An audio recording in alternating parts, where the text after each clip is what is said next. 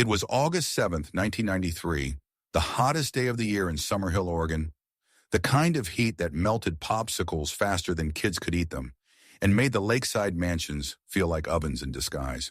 That afternoon, a sprawling estate owned by the Mercer family buzzed with teenagers in swimsuits, plastic cups, and cassette players blasting Pearl Jam. The Mercers, known for their inherited wealth and immaculate social presence, were hosting their annual summer pool party, a tradition whispered about by kids and tolerated by their parents. Among the guests were Calla and Delphine Morvan, 16-year-old twin sisters with sun-kissed hair and matching silver bracelets. They weren't Mercer-level rich, but they were beautiful, polite, and always invited. Their mother, Rosamond Morvan, had hesitated before letting them go.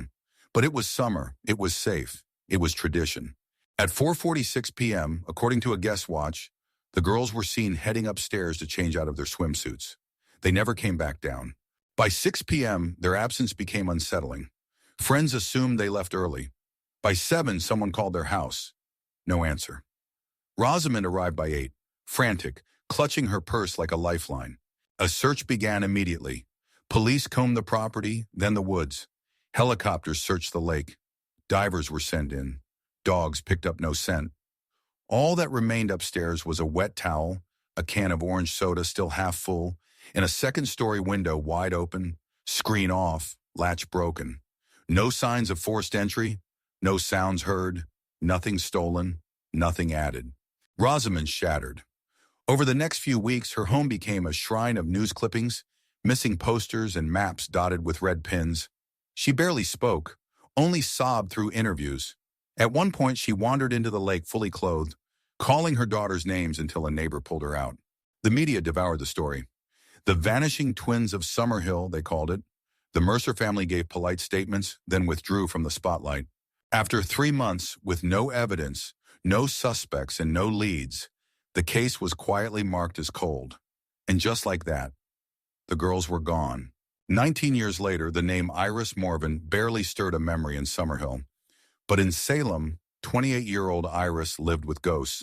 She worked quietly as an archival librarian in the city's historical museum, where dust and silence were comforts she could control. To the world, she was meticulous, composed, a woman of logic.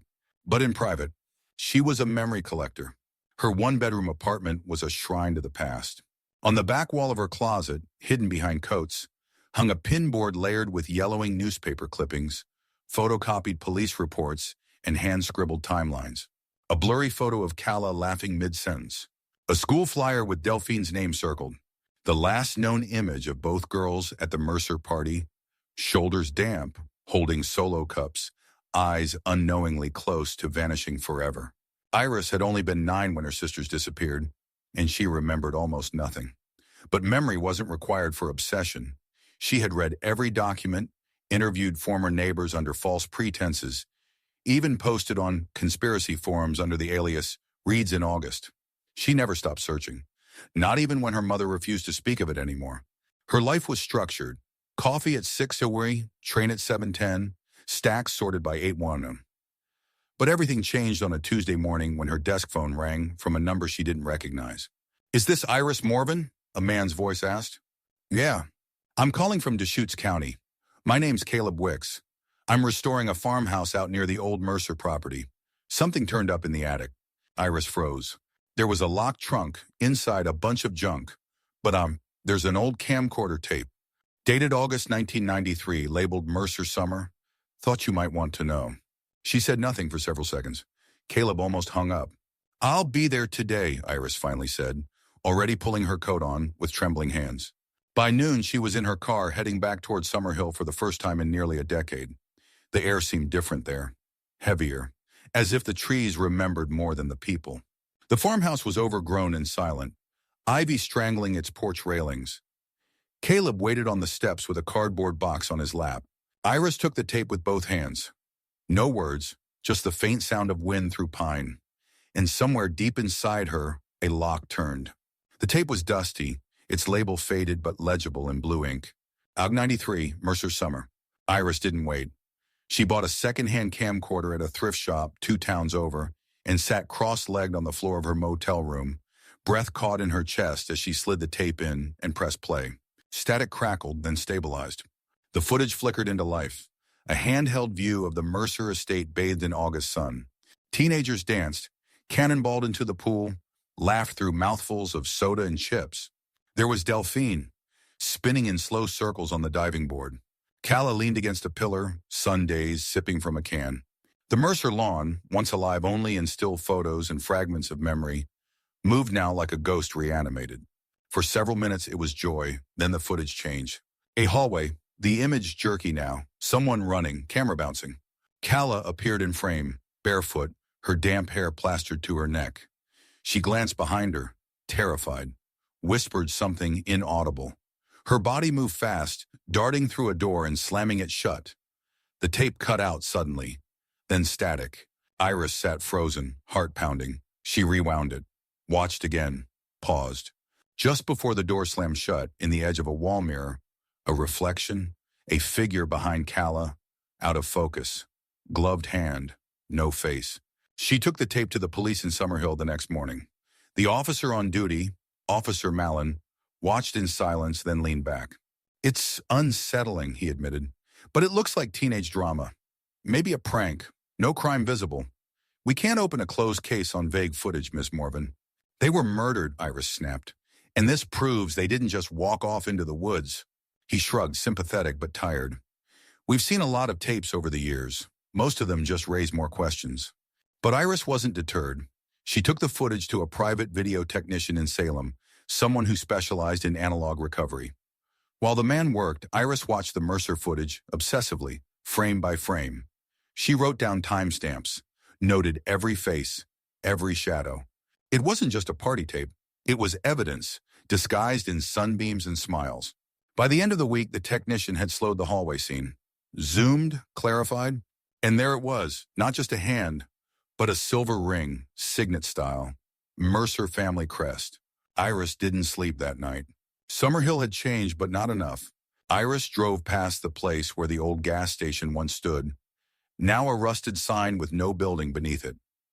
The Mercer estate had long since burned in a fire deemed accidental, though no one could remember who filed the insurance claim. The neighborhood felt like a place trying to forget itself and doing a poor job of it. Some homes were boarded up. Others had fresh paint but lifeless windows. And through it all, Iris moved like a ghost, retracing its final steps. She visited the remains of the Mercer estate, now fenced off and crumbling. The driveway was cracked, weeds sprouting through every fracture. Near the blackened foundation, she spotted a man trimming back overgrowth with garden shears. Silver hair, hunched posture. "Luther Crane?" she asked. The man turned. "Depends on who's asking. I'm Iris Morvan." His eyes narrowed, then softened. "I remember you. You used to follow your sisters around like a duckling." They stood in silence before Luther spoke again. "I tried to tell the police, back then, about the basement. Nobody listened." "What basement?" He pointed to a slope near the charred ruins. "There was a door, steel, locked tight. Miss Vivian didn't let anyone go near it, said it was just for storage." "Is it still there?" "Buried now after the fire. But sometimes I still smell chlorine and mold." That night, Iris returned to the estate alone, flashlight in hand. The smell hit her before the memory. The faint chemical sting of chlorine and the wet decay of mildew. Beneath the ash and debris, she found it. A melted steel doorframe, warped from heat. Around it, shards of tile and blackened earth. Something glinted in the soot. She reached down and brushed it clean. A delicate silver bracelet, twisted slightly but unmistakable. Delphine's? The weight of it nearly knocked her breath out. Back at her motel, she laid the bracelet beside the camcorder tape and a printout of the paused mirror frame. Gloved hand, Mercer crest, basement door, bracelet. A puzzle forming, one the police never cared to solve. She called her mother that night. It rang, then voicemail. "Mom, I found something. I don't know what it means yet, but I think..." She stopped herself. "I think the girls tried to get away." She hung up before tears could betray her voice. Outside, the wind stirred the trees, and somewhere beneath the earth, two sisters waited to be heard. Iris returned to Salem only to pack a bag and call in indefinite leave from the museum. She wasn't sure what she would do, only that she couldn't do nothing anymore. She began by retracing her sister's last full day. The footage gave her a map of faces. Some she knew, most she didn't. But one name stood out, Maeve Halpern, a girl who appeared briefly in the pool scenes, laughing with Delphine, clinking soda cans. Iris tracked Maeve through an alumni directory and found her still living in Summerhill, divorced with 2 children and working at a consignment shop downtown. Maeve answered the door cautiously, then froze when Iris said her name. "You're their sister." "Yes, I need to talk." Inside, the house was modest and filled with scattered toys. Maeve sat rigid on the couch, twisting a bracelet around her wrist. "We were told not to talk about that night," Maeve said quietly. "Vivian made everyone swear it was just a party. Said your sisters had run away. Said they were troubled." "Were they?" Iris asked. Maeve shook her head. "No, Calla was bold. Delphine was kind. They weren't perfect, but they didn't run." Iris opened her notebook. "Why didn't anyone question it?" Maeve sighed. "Because the Mercers were untouchable. Old money. Big donors. They had the police, the mayor, the town historian, all on their guest list. People said it was tragic, but no one really wanted to know." She hesitated, then got up and returned with an old high school yearbook. "Look." She opened to the class of '94 senior portraits. 2 spaces had been blacked out with permanent marker. "Calla and Delphine," Iris said, stunned. "I don't know who did it," Maeve whispered, "but it was like someone wanted to erase them." Iris took a photo of the page. She asked Maeve about the party. Who arrived when? What was served? Anything unusual? Maeve hesitated again. "There was a bowl of punch, bright red. Someone said it was just fruit juice. I didn't drink it." Neither did Iris, because Calla had whispered, "Don't drink the punch," in that recovered memory. The fragments were aligning. Later that evening, Iris called Luther Crane again. "Do you remember if the Mercers kept other properties?" "A few," he replied. "Aunt Beryl had a farmhouse near the ridge. That's where the tape was found, wasn't it?" "Yes. Did she ever have visitors?" "Not often, but I saw Evander out there once. Maybe 2 weeks before the fire." Evander Mercer, Vivian's son. He was 19 when the twins vanished. Had vanished himself just months later. Too many people had disappeared. Iris started a list. She added Maeve, Luther, Caleb Wicks, the renovator, the video technician. Anyone who had touched the truth, even slightly, she'd guard them like she should have guarded her sisters. The VHS tape had more to say. Iris just needed the right eyes to read it. She drove 2 hours to a preservation specialist in Eugene. Caleb Wicks, a video lab technician, operated out of an old camera store, cluttered with reels, film canisters, and vintage monitors. Caleb slid the tape into a clean player, frowning as he adjusted the knobs. "This tape was recorded over," he muttered. "Look, under the grain, there are signal ghosts, the kind you get when something's been taped on top of something else." "What was on it before?" Caleb rewound and isolated a few frames, jagged, flickering images between party scenes. A blurry shot of a hallway, then a figure, hunched, dragging what looked like a chair. Caleb paused. "That doesn't match the party footage. The lighting's different, older, darker. Could someone have tried to erase what was on here?" Caleb nodded. "Definitely, but poorly." He transferred the footage to digital and handed Iris a copy. "Careful," he said. "This tape's trying to forget itself." Back in Summerhill, the rains hit hard. One of those sudden early autumn storms that turned the forest roads to soup. Iris sat in the library archives, cross-referencing town blueprints from the 1980s. One map caught her eye, a utility schematic of the Mercer estate. It showed an access tunnel running from the main house to the old caretaker's cottage, 150 yards away. She marked the path on a map and headed out the next day. The storm had left mudslides across the ridge.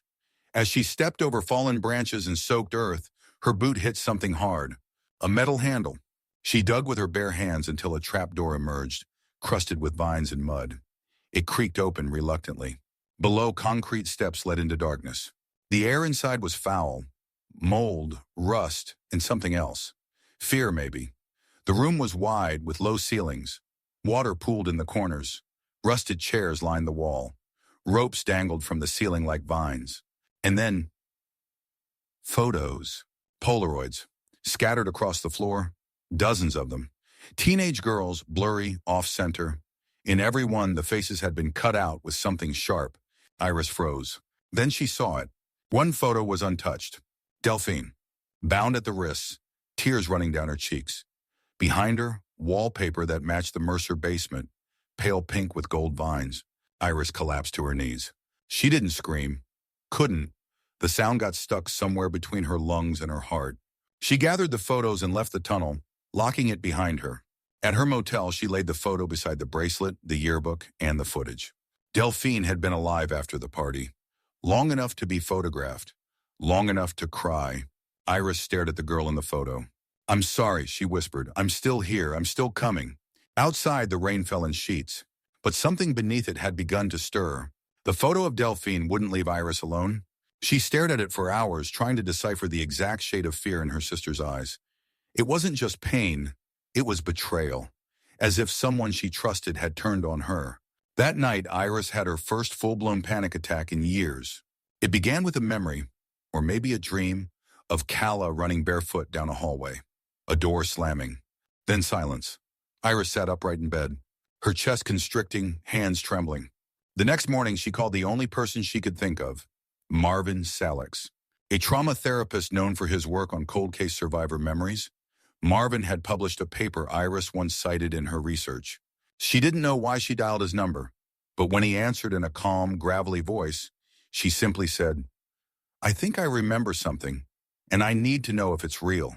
Marvin agreed to meet at his small, plant-filled office in Salem. He looked at the photo. "That's real," he said. "So whatever your mind is trying to show you, it may be real too." Through a series of guided memory retrieval sessions, Iris began unlocking the fragments of that day. Smells, sounds, textures. One moment stood out. She was on the edge of the pool. The water shimmered with lights. Someone offered her a drink. Calla leaned in, whispering something into her ear. "Don't drink the punch." Her voice was sharp, urgent. "I thought it was a game," Iris whispered. She smiled after. But now, she remembered something else. People laughing too loudly, lights dimming, her sisters going upstairs. Then, a scream muffled by music. Marvin leaned forward. "That's not a game, Iris. That's a warning." She left the session shaken but clearer. Calla had known something was wrong. Maybe they both had. Maybe that's why they went upstairs, to escape. And someone had followed. That someone might have been Evander Mercer, Vivian's only son, 19 at the time, described in old articles as quiet, well-mannered, promising. But after the disappearance, he had moved away, suddenly without finishing college. Iris tracked him down using property records and a subscription-only genealogy site. He was living in a remote town in Idaho under the name E. Malcolm Gray. His photo matched, a little older, a little heavier, but it was him. She printed it, laid it beside Delphine's photo and whispered, "I'm coming." Before she left, she visited her mother. Rosamond sat on the porch, staring out at nothing, as she always did. Iris placed the Polaroid in her lap. For the first time in nearly 2 decades, Rosamond blinked hard and said, "I told them not to go. I begged them." Iris didn't speak. She just knelt and held her mother's hand. The family had cracked along a fault line that day in 1993. The only way to mend it now was by finding the truth, wherever it led. The drive to Idaho was long and barren. Empty highways flanked by pine forests and low-hanging mist, like nature was holding its breath. Iris rehearsed what she would say, though none of it felt right. She found Evander Mercer, now E. Malcolm Gray, living in a cabin outside the town of Rainfall Ridge. A rusted mailbox, an overgrown path, and wind chimes made of beer cans. He opened the door in flannel, confused. "Can I help?" She held up the Polaroid, then the tape. His face drained. "I know who you are," she said, "and I know what happened that night." He stepped outside and shut the door behind him. "You need to leave." "I'm not going anywhere." Evander looked around the empty woods. "It wasn't supposed to happen like that. They weren't supposed to die." Iris didn't blink. "Then tell me what was supposed to happen." He exhaled, a sound like surrender. Then slowly the story spilled. His mother, Vivian Mercer, had long hosted private gatherings at the estate, small, exclusive, and sinister beneath the surface. The pool parties were covers. Behind closed doors, the Mercer name protected certain people, rich men, powerful sons, from scrutiny. That night in August 1993, Calla and Delphine were not willing participants. "They figured it out," Evander said. "Your sister, Calla, she kept pushing back, said she was going to call someone. Delphine was crying. They tried to leave." Iris gripped the porch railing. "There was a struggle," Evander whispered. Calla hit her head, Delphine screamed. My mother. She panicked, told everyone to leave. She made the staff clean up, burn the sheets, hide everything. And you? I didn't stop it, he said. I just watched. Iris took a step forward. Why didn't you say anything? She told me it was all my fault, that if I said anything, I'd go to prison. He looked down. I believed her. I was 19. I was a coward. He handed her a box from inside, dusty and dented. Inside, a bracelet, a party flyer, and a VHS tape labeled Backgate Cam. I kept this, he said, because I couldn't forget either. As she left, Evander called after her. My mother still controls everything, even now. Iris turned, her eyes burning. Not anymore. Back in Summerhill, Iris met with authorities. She laid out the photos, the tunnel location, the videotape, everything. The detective flipped through the evidence and whispered, if half of this is what it looks like, we're about to open a very old, very buried case. They waited until first light. A full forensic team, accompanied by 2 deputies, followed Iris through the woods behind the abandoned Mercer caretaker cottage. She guided them to the hidden trapdoor newly exposed by the mudslide, the same one that led to the sealed underground tunnel. The air was cold and sour. The door creaked open with a groan, releasing decades of rot and mildew. Inside the tunnel, flashlight beams danced across stone walls streaked with moss. They walked in silence for nearly 20 yards before the passage opened into a low concrete chamber, lined with rusted hooks and discarded cloth. Then one of the forensic officers called out, Here! He had been probing the stone floor near a collapsed wall. After a few minutes of careful excavation, they uncovered 2 shallow, irregular depressions, side by side. Bones, small, fragile. The air shifted, time folded in. Dental records confirmed it that evening. Calla and Delphine Morvan. Iris didn't cry. She stood beside the chamber door, her hand on the wall, as if bracing the weight of time itself. Forensics continued sweeping the tunnel and the adjacent rooms. In the fireplace of the connected lounge area, someone found a rectangular object lodged behind a crumbling brick, a second hidden camera. They extracted it carefully. It still had a tape inside. The footage was grainy but unmistakable. A party in full swing, laughter, music, teenagers dancing. The camera wasn't placed by accident. It had a clear view of the hall and the stairs. Calla enters the frame looking agitated. She pulls Delphine by the hand. They head upstairs. Moments later, Vivian Mercer steps into view, speaking to a man in a tuxedo, both with visible panic in their movements. She gestures frantically upstairs. The tape ends as the lights flicker, a power surge or deliberate switch off. The district attorney moved quickly. Vivian Mercer was arrested at her coastal estate in Newport. Now elderly and pale, she didn't resist. Her only words were, Do you know how many families I protected by staying silent? Iris, watching the footage from the police station, whispered, And how many you destroyed? The case stunned the community. Headlines exploded. Mercer heiress arrested in 1993 twin murder case. But for Iris, there was no satisfaction. Just the quiet hum of an old truth surfacing. She stood once more inside the cold stone chamber beneath the caretaker's cottage, now lit by floodlights and wrapped in yellow tape, and whispered the names she had kept inside her for 19 years. Calla, Delphine, I found you. The memorial was held by Moonwake Lake, the place where Calla and Delphine used to swim in summers before everything changed.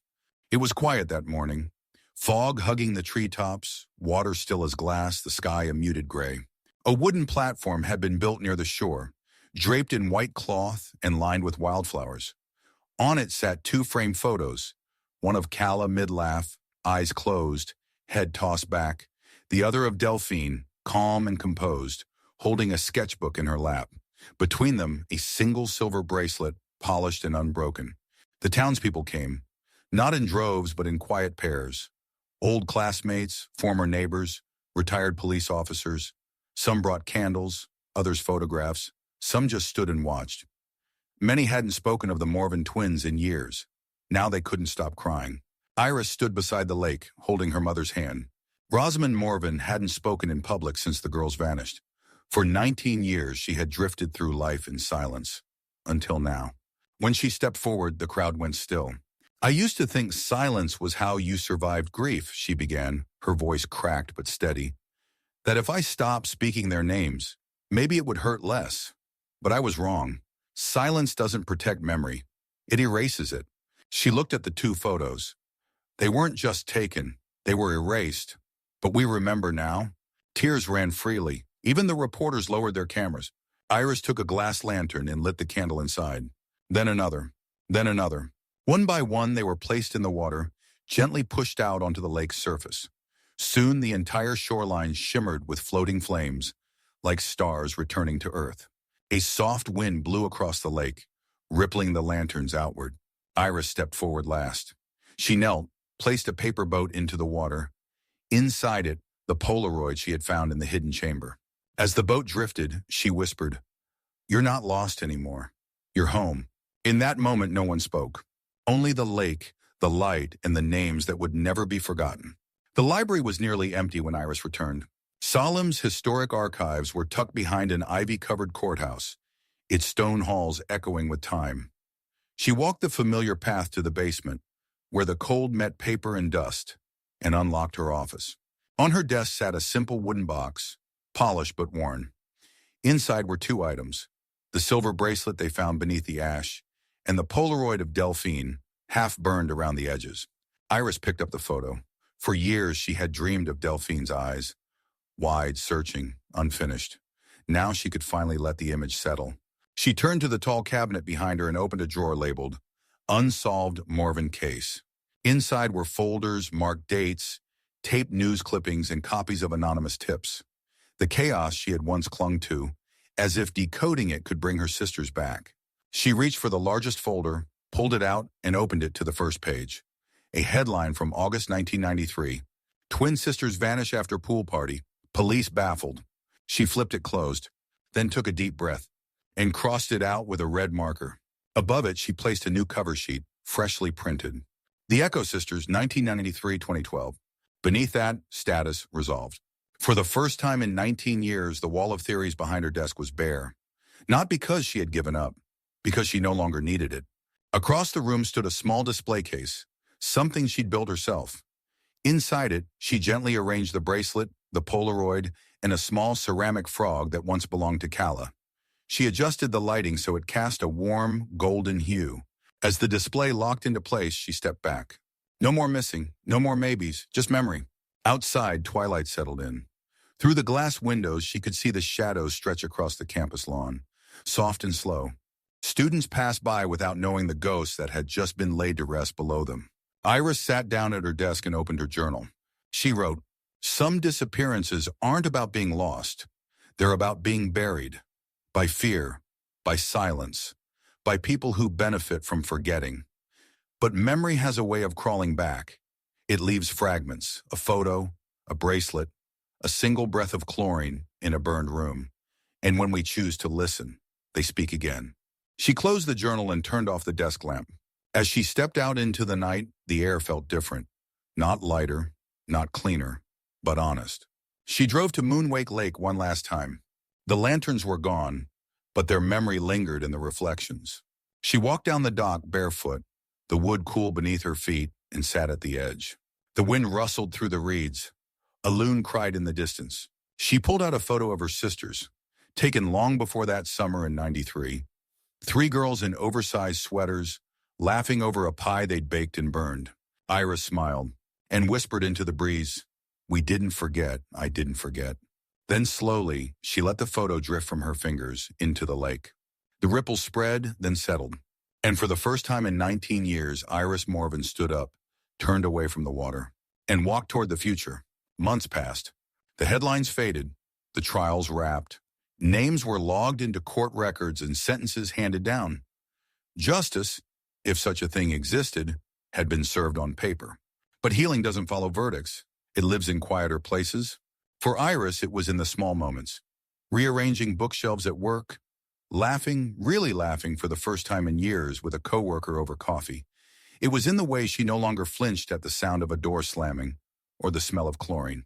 She started volunteering with a local cold case advocacy group, helping other families write letters, digitize evidence, file full YA requests. She wasn't an investigator. She didn't want to be, but she knew what silence could do and what it took to fight it. One day she got a letter from Maeve Halpern, the former party guest. Inside was a photo Iris had never seen before. It showed Calla and Delphine just days before the disappearance, sitting on the Mercer steps, eating ice cream cones, sun in their eyes. Maeve wrote only one line on the back. I remember them now, clearly, finally.